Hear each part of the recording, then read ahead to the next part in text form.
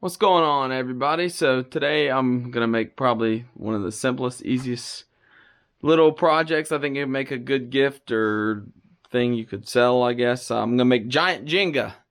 So for giant Jenga, pretty simple. We're just gonna use some 2x3 construction lumber, not 2x4s. You don't to keep the right sizing. Actually, a 2x3 works better. And I'm just gonna cut. I've got let's see, I got 5 of them, 8-footers. You can see right here.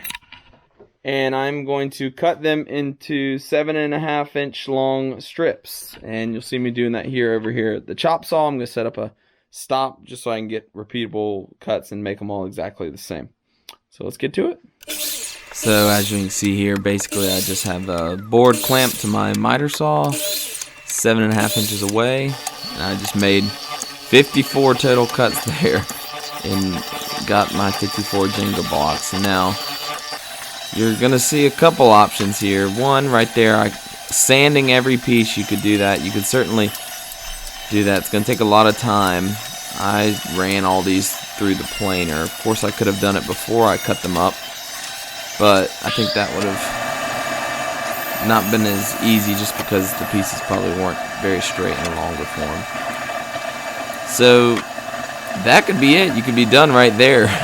You're done. You could finish them, you could not. I ended up not finishing any of the blocks, but I decided to make like a little nice box for them.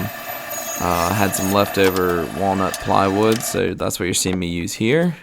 I figured out how big of a box I just basically stacked every single one of the blocks and then measured to see how big of a box I needed to make. I'm gonna drill some little handholds here. This was all just kind of came up with this on the spot. Drilled 2 holes with a Forstner bit and then connected them with a jigsaw. Gonna just fair that inside curve and all that a little bit with the sander just to make it a little bit more homogeneous. It's nothing perfect.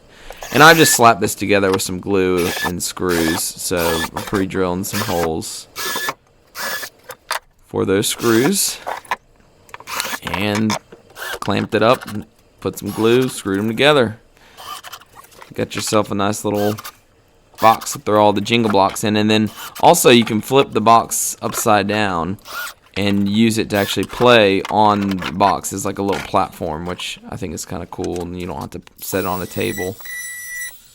Round it over all the edges a little bit with a router just to make it not sharp and have a nice feel to it when you're grabbing those boxes or blocks out. Same thing on the bottom. Did that on all the sides, everything, but then I just threw some oil on it. You know, this was something I just slapped together quick, but didn't want to just put some oil on it. Not really because I was worried about protection, but just because it makes it look nice. So just a coat of some oil. And just did it on the outside. On the inside, I didn't want to do it 'cause it doesn't matter. And also, it's will just make it smell for longer. And as you can see, I'm just loading it up. So Jenga's supposed to be 54 blocks. So that's what I made. I believe I ended up throwing 1 extra in there just to have 55. One, just because there's that 1 gap for the 1 extra, but also in case you lose one or whatever. And of course I had to stack them at least 1 time just to see how it works. Hope y'all enjoyed the quick little video on how to make a set of the jumbo Jenga blocks. Have a good day. Thanks for watching.